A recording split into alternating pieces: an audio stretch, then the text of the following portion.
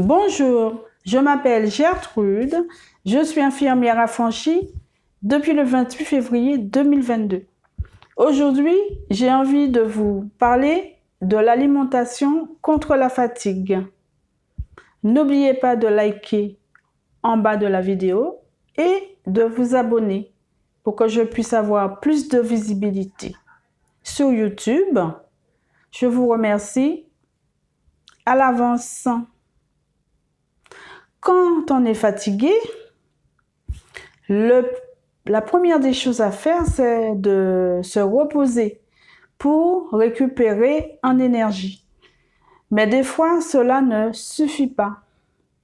Pour aider le corps à se rétablir, il est important de lui donner un coup de pouce. Un coup de pouce en lui apportant de bons nutriments. Vous me direz, il faut du sucre pour redonner de l'énergie à l'organisme. Oui, mais pas n'importe quel sucre. Pas de sucre blanc qui est raffiné et qui ferait tout le contraire de ce qui est attendu en puisant dans les réserves de minéraux de l'organisme et augmenterait encore plus la fatigue. Il est préférable de consommer des sucres lents qui se diffusent en continu dans l'organisme et plus longtemps, ce qui permet au corps de produire de l'énergie sur une longue durée et de lutter contre la fatigue. Une mauvaise alimentation peut augmenter l'état de fatigue. Donc, pour éviter cela, il faut boire de l'eau en quantité suffisante car la cause d'une déshydratation a souvent comme conséquence de la fatigue. Il faut manger le plus sainement possible des fruits et des légumes frais de saison pour les minéraux et les vitamines qu'ils contiennent. La vitamine C, par exemple, est un excellent anti-fatigue.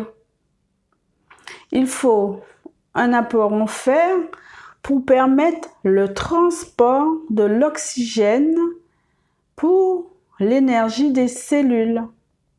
On en trouve dans les viandes rouges maigres de préférence, dans les lentilles.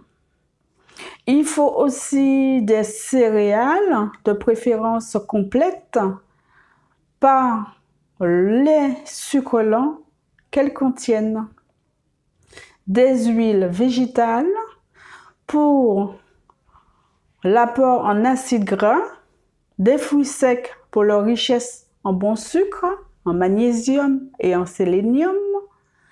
Le magnésium, on en trouve aussi dans la banane et certaines eaux minérales. Il faut aussi de l'iode que l'on trouve dans le sel iodé pour éviter les troubles de la thyroïde. Parmi ces troubles, on trouve la fatigue chez les personnes hypothyroïdiennes.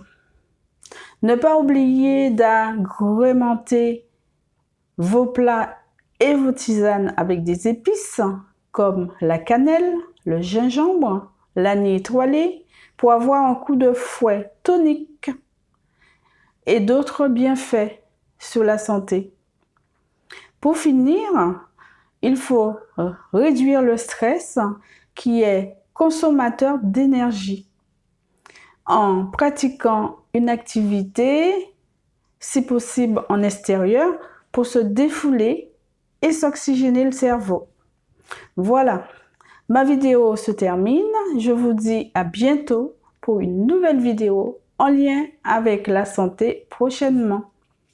Portez-vous bien. Au revoir.